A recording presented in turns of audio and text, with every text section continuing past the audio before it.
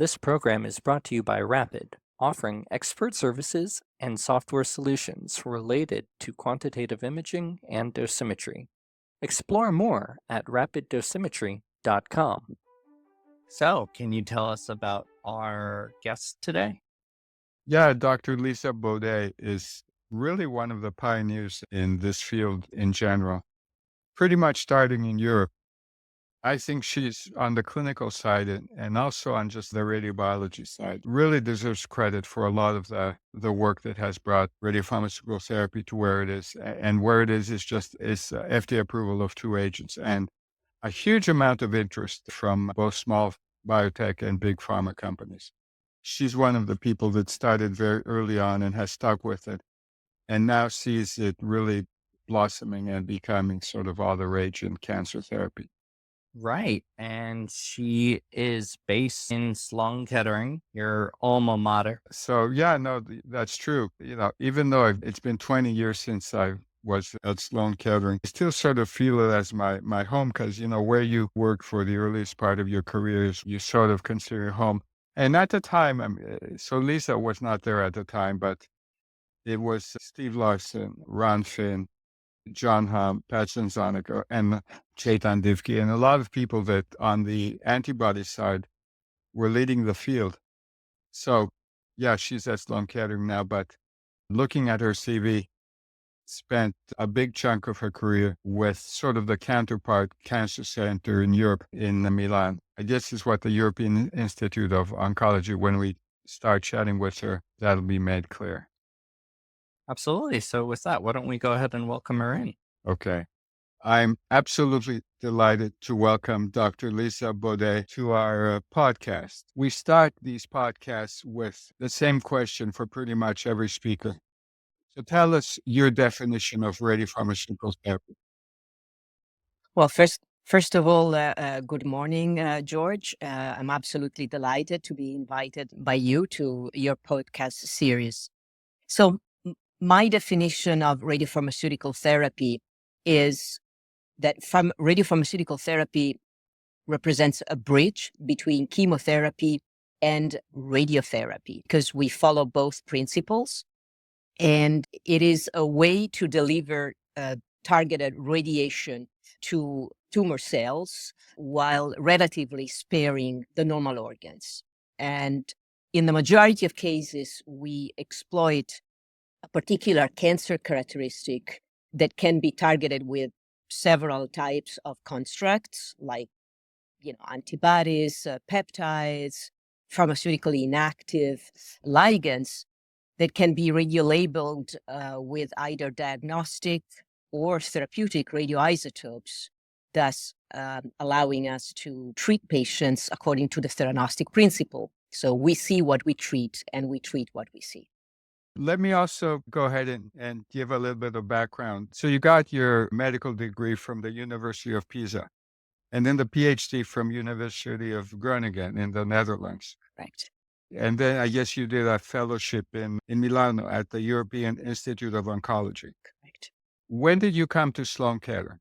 I came to Sloan Kettering 8 years ago. And how's the transition from Europe to the US? The transition to the US was challenging, like every transition, like every major transition, but was also very exciting.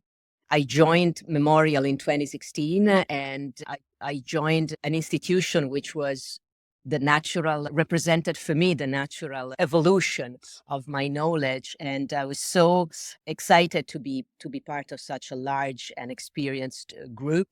And I realized how much the institution I came from resembled in a smaller fashion this major cancer institution, which is so famous around the world. Right. So you went from a stellar oncology institution in Europe to a stellar oncology institution in the US. I guess it's a matter of scale. Yes. Right. Yes. Well, I know you've actually literally written the book on radiopharmaceutical therapy. And now's a good time to make a plug for it. Well, so I was one of the editors of the book on radiopharmaceutical therapy that I have here on my desk.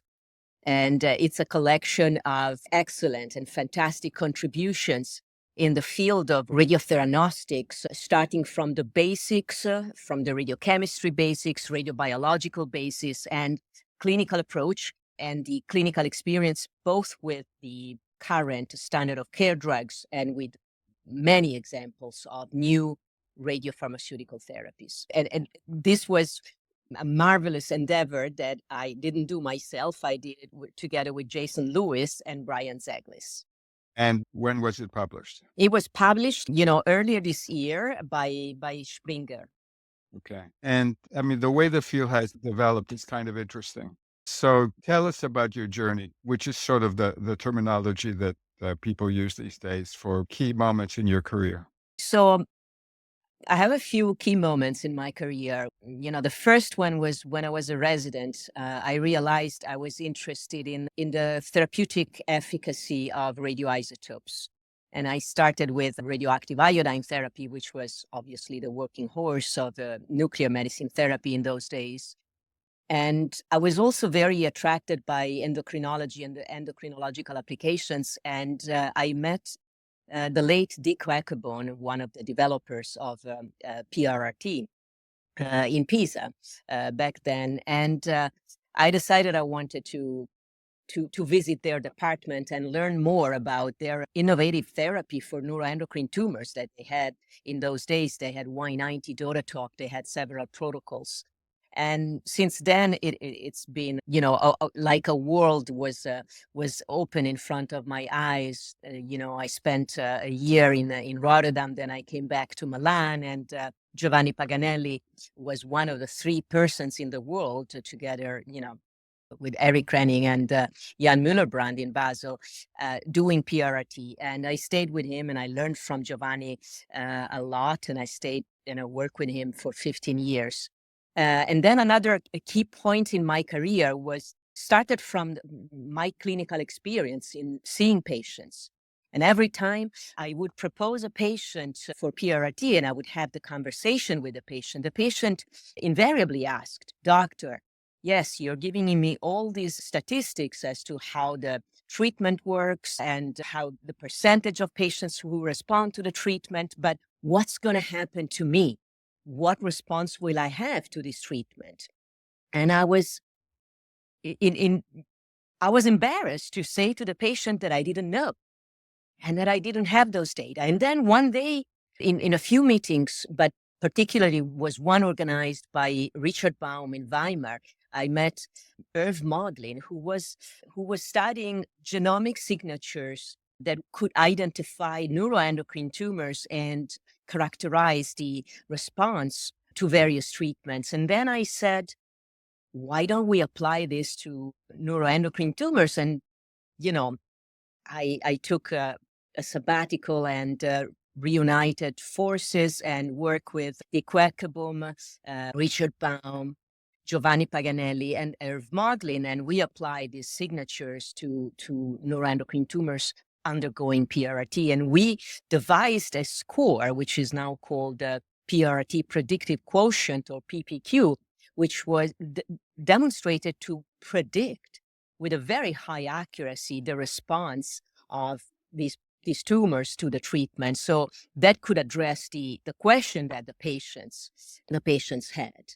And another key moment, I would say, was the collation of this knowledge of the genomic asset of neuroendocrine tumors with the physics of the delivery of radiation. So it started from my works with Marta Cremonesi in Milan and continued here with a wonderful group that you very well know, George, in the health physics, Joe O'Donoghue, John Hamm, and Pat Zanzonico, and the collation of the dose to the tumor and the genomic asset to the tumor, which represents the equation of the response of the treatment to the radiation. Tell me a bit more about the genomic aspects. Is that unique to neuroendocrine, or just expand on that a little bit for me? Yeah, that's a good point. So when we were applying this genomic 52 gene signature, transcriptomic signature, which was measured in the blood of patients with neuroendocrine tumors, we noted that these genes represented several aspects of the cancer cell. So some genes were involved in the proliferation, some genes were involved in the secretion, in the metabolism, or in the pleroma, and they are called omics clusters, omic clusters. And we noted that patients who responded throughout this study that I was conducting with Eric, with Richard, with Giovanni, we noticed that the patients who responded to PRRT tended to have high levels of certain genes which are involved in metabolism and signaling, cell signaling. And that's how we constructed this PPQ, this genomic signature. And we then applied it and validated prospectively. And we noted that, patients who had this elevated expression of these genes responded to PRRT, whereas the others did not. And these genes are not genes that are special to neuroendocrine tumors. They are genes that we call them radiosensitivity genes. So we believe that this might apply and this will apply, and we have preliminary data that this might apply also to other cancers where we apply radiation. Okay, so they are radiosensitivity genes, and that kind of does make sense. So you discriminate in some sense between neuroendocrine patients that have a high sensitivity to radiation versus ones that don't. Correct. Yeah, so correct. And since if I can take the opportunity to also clarify a historical note, when we first proposed this PPQ, we had a tremendous pushback by all the players in the field, because obviously there was a fear that with this test, we would diminish the possibility of treating patients, we would diminish the number of treatments that we could apply. Whereas we never saw it that way. We saw it in a way that when a patient is deemed non-responsive to treatment, it means that we have to overcome that resistance. And nowadays, we have several ways to overcome that resistance, because there are extended protocols, there are combination protocols, there are combination with, chemotherapy, with radiosensitizers, with biotherapies, even with external beam radiotherapy that or switch to alpha therapy, all tools that can allow us to modulate and increase the amount of dose, because we always come to the 2 elements of the equation, dose and radiosensitivity, to obtain the response. And if we increase the dose or increase the damage on the tissue, we can overcome the resistance. I mean, an important point that additional knowledge, instead of thinking that it can hurt, it's always beneficial for exactly the reasons you said, that you can find ways to deal with it. Now, I do know that neuroendocrine radiopeptide therapy was very popular in Europe, and you were pretty much one of the pioneers. You, with other people you've mentioned, were amongst the pioneers in implementing this in patients. The other thing that's interesting about sort of the quote unquote journey you described is how specific it was to key individuals or key labs. And I think what you've basically done is you identify your interest and then figured out who are the key people, and you kind of went to them, which I think is the hallmark of a successful career.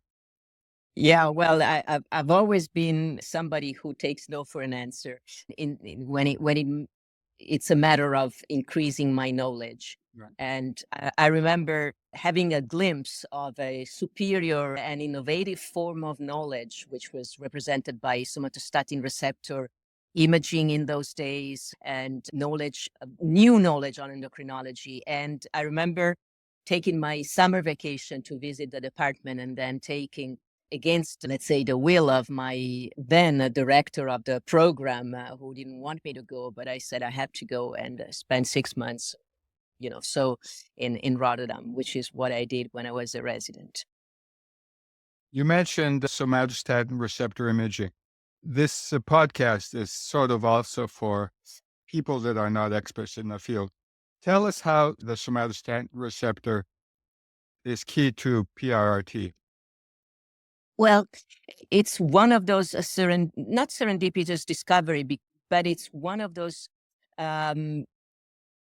discoveries that stand the test of time and allows us to utilize targeted somatostatin receptor targeted drugs for the benefit of our patients. So let me take a brief step back. Somatostatin receptors were discovered, many years ago. Somatostatin was isolated in 1972. Several Nobel Prize winners paved the way that led to our current somatostatin receptor imaging and therapy.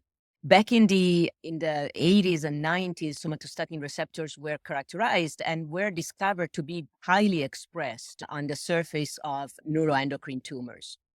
That allowed the introduction of drugs that would control the symptoms of neuroendocrine tumors, but the great intuition of the group of Rotterdam, Steve Lamberts, the endocrinologist, and Eric Krenning, who was the chairman of the nuclear medicine department, was to radio-label the molecule of octreotide to visualize exactly these tumors by their affinity to a somatostatin analog. So he first radiolabeled this molecule with iodine 123, and then obviously the next logical step was to use a better suited isotope, and he introduced the indium 111 labeled octreotide. And this was it was approved by the FDA in 1994. Was a great success for a group based in Europe to have a radiopharmaceutical that could image patients with neuroendocrine tumors whose lesions are frequently not very apparent on conventional imaging, particularly, for example, the osseous lesions. Okay, so what I remember from that time is that Europe was really focused on peptide delivery of radiopharmaceuticals, while in the US, all the focus was on radiolabeled antibodies. Correct. And I mean, it seems like the peptides have done a really good job of moving into the mainstay of cancer therapy. So we have two peptide-based therapeutics, one for neuroendocrine and one for prostate. Yeah, so the introduction of somatostatin receptor imaging was in the early 90s. The 1992, 1994 was when indium pentatriotide or indium octreotide was approved. So throughout the 90s, peptide imaging and therapy started to be developed. In the same years, the United States were very much involved in radioimmunoscintigraphy or radioimmunopet and radioimmunotherapy. And let's see, so is it Lutathera, the currently FDA-approved agent for neuroendocrine cancer? Yes, it is.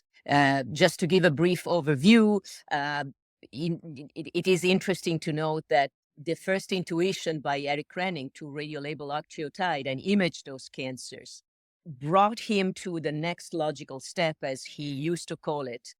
So if I see this tumor, why don't I deliver toxic radiation to this tumor? So he envisioned the first treatment in 1992. It was a patient with a hormonally active tumor called gastrinoma. It was metastatic to the liver, to the nodes. And he treated this patient with high-dose indium 111 octreotide, like 180 millicuries. And this was the first PRRT ever made. And after that, other patients were treated with indium 111 octreotide at high doses. And then it became apparent that the response, which was related to the Auger emission, so a very particular emission of this isotope, was not enough to elicit a sort of a big response. So the same group shifted to the so-called beta emitters, so isotopes that emit particles and called beta particles like Y90. And Y90 was very much effective over the years. That's the treatment that was expanded throughout Europe, in Basel, in Milan, and then in Vienna, in other places. But then it became apparent that the radiation, the beta radiation of Y90 was a little bit too strong, particularly for the kidneys. And since the early 2000s, Dick Quackable, who was part of Eric Krenning's group, introduced lutetium-177 dotatate, and the rest is history, because he conducted the first seminal studies, was the first to publish a radiopharmaceutical therapy or radiopeptide therapy study in JCO, not once, but twice, in 2005 and in 2008. A lot of other articles were then published. We published in 2011 the first phase 1 study on lutetium dotatate. And then finally, the company AAA purchased the rights of lutetium dotatate and started the study, which was the NETA-1 study, which eventually in 2017 brought to the approval of lutetium dotatate as Lutathera in Europe and in 2018 in the US. Let me try and break it down for, as I said, for listeners that are not as well versed in the science and medicine of everything you've said. So first, I want to point out that like many of our guests on this podcast, you pretty much covered the physics. So really highlighting how multidisciplinary this field is. You talked about indium-111 and nausea emitters that wasn't as successful as everybody hoped. And then you talked about moving to beta particle emitters. You mentioned yttrium-98. This all started with iodine-131, which is the radionuclide used in thyroid cancer. And then you talked about a phase 1 trial and the NETA-1 trial. So we've covered this stuff in previous podcasts. To remind the audience that to get FDA approval for an agent, you really need to go through these individual trials where phase 1, you evaluate the toxicity. And then phase 2, the relative efficacy, and then phase 3, the NETA-1 trial that you described, is sort of a big multi-center trial where you really try and understand where in the course of treatment this agent would fit in and how successful would it be relative to current treatments that are widely used for patients. Yeah, so that's a really nice wrap up. Yes, so let's take a break and then we'll come back with Dr. Bodei. And we'll talk a little bit about the future of this field and where she sees it moving. Welcome back. So we've highlighted there. That was a little loud. Could you repeat welcome back? Welcome back. George, I feel you because I can't even listen to my recorded voice. So I totally understand. This is all my son's fault, just so that you know. He's the one that got me to do all this stuff. It's great. It's a great stuff. He's been hired by this, just so you have the full background. He's been hired by the dosimetry services company called Rapid as a marketing person, and he decided that the best way to market this is to have me talk about, I don't know, the field. And That's nice. He sort of tends to lament that I don't talk about this company, Radiopharmaceutical Imaging and Dosimetry, which is what RAPID stands for. Yeah. Where we're developing software and also have a pretty big service operation. Yes, so welcome back. And so we have agents for neuroendocrine and prostate. Tell me which cancer you see as the next one that we'd be able to treat with this fantastic approach. So in my practice, I see both neuroendocrine tumors, prostate cancer, obviously thyroid cancers. At the moment, the field is enlarging quite rapidly. We can say that we are seeing an exponential rise in the interest, in the market value of radiopharmaceuticals for imaging and therapy, and particularly radiotheranostics. And if you look at the current scenario of the biotech involved in radiopharmaceutical therapy, it's really ramping up. And the market value is also ramping up. So it's hard to predict which one will become the new PRRT or the new PSMA therapy. There are several promising areas, particularly, I would say, with FAPI. So let me restart. George, do you want me to make some examples of what I think is the future? Yes, absolutely. Because if I say FAPI to a world of non-experts, I mean, it's like Sanskrit. All right, so let me start over. So in my practice, I see both neuroendocrine tumors, prostate cancers, the obvious thyroid cancers. The field is growing exponentially, both in terms of market value and in terms of number of pharmaceutical biotech companies involved in radiopharmaceutical therapy, particularly radiotheranostics. So given the ebullient scenario, it is hard to predict which one will be the next PRRT, the next somatostatin receptor targeting molecule, or PSMA targeting molecule for prostate cancer. There are several areas of a very prominent interest. One area is in the field of a radiotheranostics called FAPI. It's a molecule that targets the outside of the cells of cancer cells, targeting specific cells that support the tumor cells. And this type of theranostics, particularly for imaging, have demonstrated great potential in identifying tumors that were previously not very well identified with the methods that we had before, the regular FDG PET scan. And they are changing the scenario of how we are looking at cancers, but they also have a therapeutic counterpart. And despite the fact that the current first generation therapeutic counterparts are not optimized, there are already in the field second and third generation modified molecules that are able to deliver stable radiation to these cancers. And cancers that can be targeted with this approach are diverse, from pancreatic adenocarcinomas to GI cancers, sarcomas, melanomas.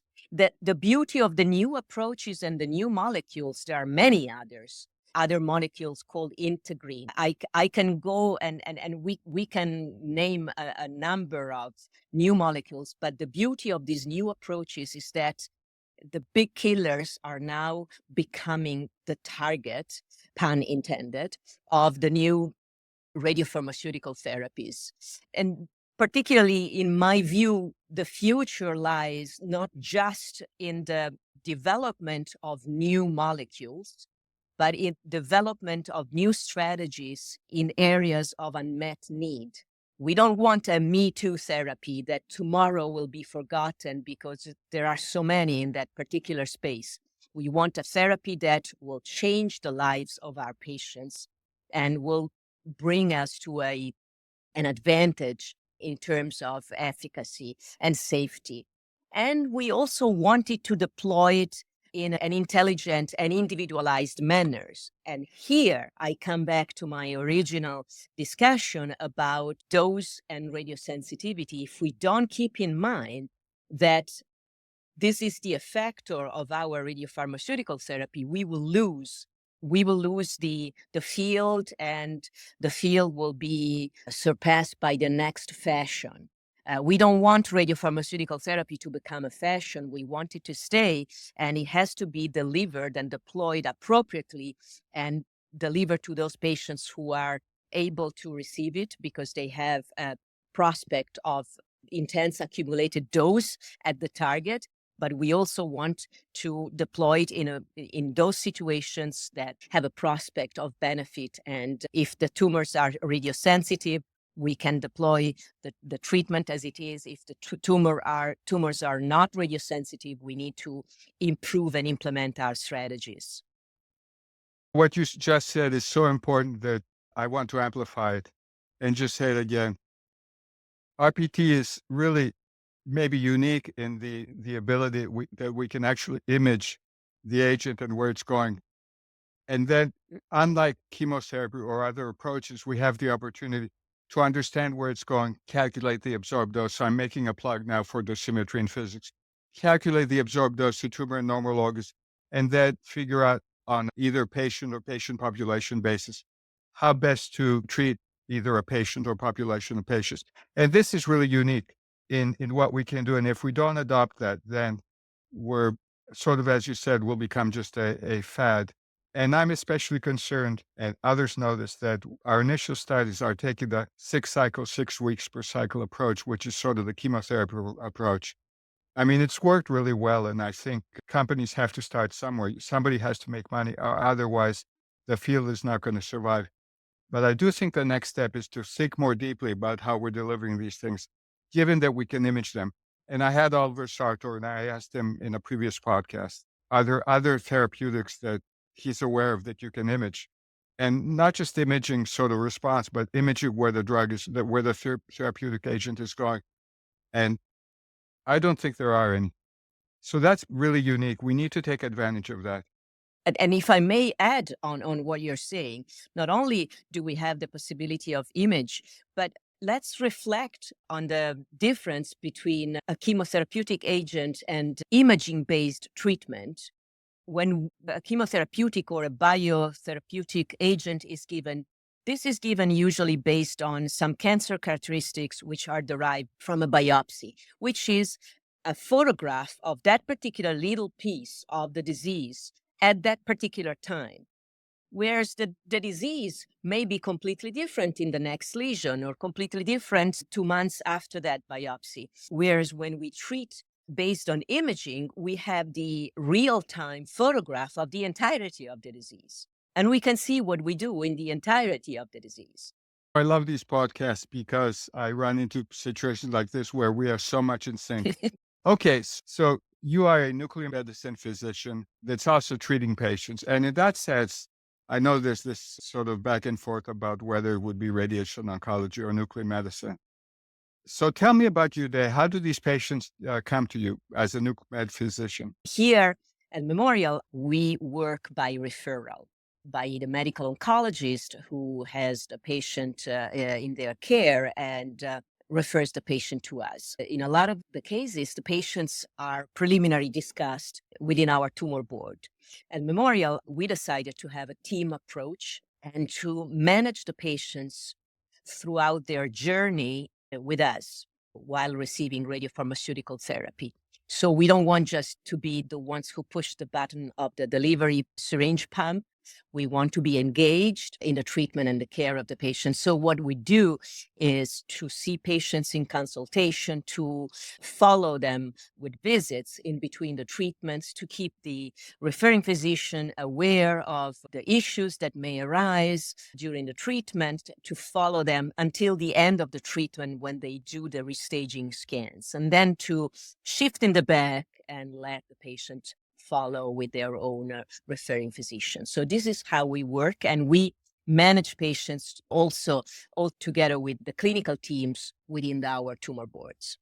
And how have you seen the efficacy of RPT relative to the other modalities that these patients receive? It's interesting that you asked this question because I think we went through the same phase that we went through in Europe when I started my experience with radiopharmaceutical therapy, for example, with PRRT. At the beginning, there was a lot of skepticism, and the patients that we received, we had referred from oncology, were very end-stage patients, very advanced disease. And yet the treatment was working even in those dire situations. And then when I left Europe, throughout Europe, we used to treat very much earlier situations. Back in those days, the treatment was not approved by the regulatory authority, so it was based on local and institutional protocols. When I came to the US, I found the same situations. The situation and the patients that were referred were very end stage, and then gradually we started to treat earlier situations, and yet the treatment was efficacious, and the oncologists now love it. And they started immediately to love it because it was efficacious. And on top of that, recently, we have the demonstration through a phase 3 study, so one of those randomized studies that test a different treatment towards the standard of care. This study, which was called the NETTER-2 study, demonstrated what we already knew in Europe many years before, and that is that if we use lutetium dotatate much earlier in the history of the patient, even if the patients have a very aggressive disease, which is called grade 2 or grade 3, the treatment is going to work much better than the standard of care with the hormone. Was it Churchill that said you can always rely on Americans to first try all the wrong things and then eventually get to the right thing?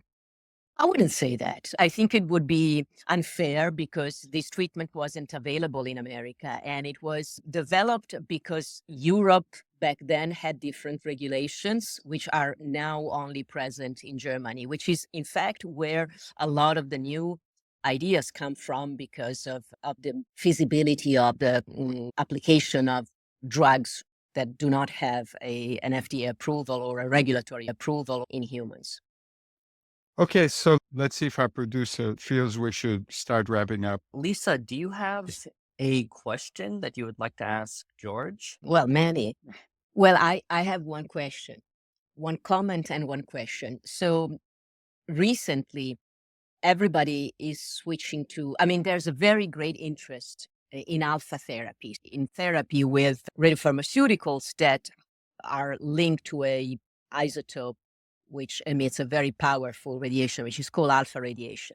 You were the pioneer of a new type of imaging of alpha therapy. Everybody was, almost going back to the early 90s when we were imaging the Bremsstrahlung of the beta radiation, and you found a new way to image patients. So really, really a great step forward.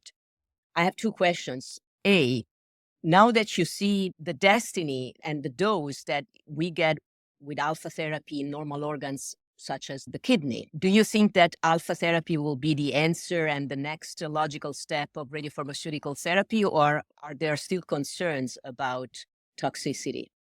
Let me first start by this is really the ability to image alphas. And just to back up a little bit, alpha particles, helium nuclei, there's a lot of excitement about them because the way they deposit energy leads to very complex double strand breaks that tumor cells, or pretty much any cell, has a lot of difficulty in repairing. And one of the other features of this, and probably I said this before, is that unlike chemotherapy and biologic targeted therapy, resistance hasn't really been seen if you can cause really a great amount of damage to DNA of cells. The ability to repair that damage is hard to accomplish. So that's a brief description on alphas. The second thing I really want to emphasize is that the imaging I've showed is not at all mine. It's really coming from Eric Fry's lab here at Hopkins. And really, it's not some special new way. It really amounts to, I like to call it no photon left behind. Eric prefers a more scientific thing, which is something like thorough modeling of, and we did do an episode with Eric Fry. Our producer just reminded me. It's really, you have enough photons. The reason this is difficult is because alphas are so potent. You don't need to put that much radioactivity in the patient. So you're almost putting, I don't know, maybe 1,000-fold less than you would with a lutetium or beta emitter labeled agent. So the sensitivity is low for most modern cameras. And what Eric has done is basically the photons are there. And we've had a session. So if people don't really understand what I'm saying, I encourage you to go to, I think, podcast 2, where Eric talked about this in a much more coherent way than I'm about to. So the photons are there, and it's a challenge of how do you make sure that every single photon counts? And the way you do that is by modeling the physics of interaction. So you can have a photon that scatters in the detector and you think it's coming from one place and it's really not coming from there. You end up having a lot of noise. But if you correct for all those aspects, you could retrieve where the activity distribution originated. And that's how this is doing. It's founded on basic principles that have been around for a long time that Yeah. have been developed really well by Eric. So let's move to the next thing. Back to my question. So having now demonstrated that, for example, actinium-225 has a component, a daughter that ends up in the kidneys, and knowing how much, the kidneys are sensitive to radiation, do you think we're going backwards to the yttrium-90 era, or do you think that the radiation is more scattered and the kidneys can be spared? Right. So the surprising finding there is that even though there's a free daughter, bismuth-213, it turns out to deliver much lower dose to the kidneys than we had all thought. And it's a charged atom and it tends to stick to whatever tissue it's in. So if it gets to the tumor, it'll stick there. So it increases tumor dose. That's nice. But the main issue with alphas, which I think is the question you're getting at, they can be incredibly potent, but they can also be very toxic. So we need to really be very careful about how we implement these in clinical trials. So I would say that if you do all the preclinical stuff and have a very good understanding of where the expression level is of your agent, and maybe not just by imaging, human imaging, but also preclinical animal studies, identifying in a good way where the expression of your target is, what's the cross-reactivity. Yeah, then, I mean, they have tremendous potential to be tremendously effective. So definitely not going backwards. I would say, if anything, they probably represent the next frontier, and that it's a therapeutic that is tremendously potent. But we have to be very careful to not end up in a situation where we have really severe toxicity and potentially stop the field's forward movement. Yeah. And if I may add one comment to that, I think again the nuclear medicine physician and the physicist must be in the front line of this action, because if we leave the word to the oncologists don't know our ways of imaging and quantifying the radiation dose. And I hear already a lot of discussion about salivary gland toxicity, irreversible toxicity after actinium PSMA. And I hear a lot of concern. Oh, my patient ended up with a gastrostomy tube. My patient has, refused the cures after. So the dose is very important, because we don't want to find ourselves in a situation where the treatment is not requested anymore because it wasn't, appropriately delivered with the appropriate quantification. I couldn't agree with you more. I mean, like you said, it's got to be done carefully. So that goes back to our mutual admiration. So maybe we'll end it there. I can't agree with you more about being very careful on how this is done. And I really think that the absorbed dose is key to all that. And that NucMed is uniquely competent to be thinking about, because there is a pharmacokinetic component and quantitative imaging is possible. So thank you, Dr. Bodei. This has been a really wonderful podcast, and especially the historical aspect that you provided on the somatostatin receptor work. It's, the history of how this has all happened is really important. I mean, it's good because things are moving ahead, but it's important to recognize the key figures that have led to the success that we're now benefiting from. Thank you very much.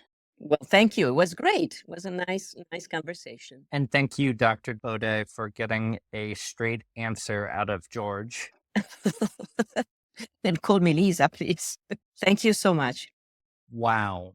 What an episode. What a guest. Yeah, absolutely wonderful. I think the feature that I like the most is how she's been there, with all the major figures. And it was interesting how she credited all these real pioneers on the European side. I didn't get to ask her what her role was in each one of those instances where she highlighted the key moments in her career.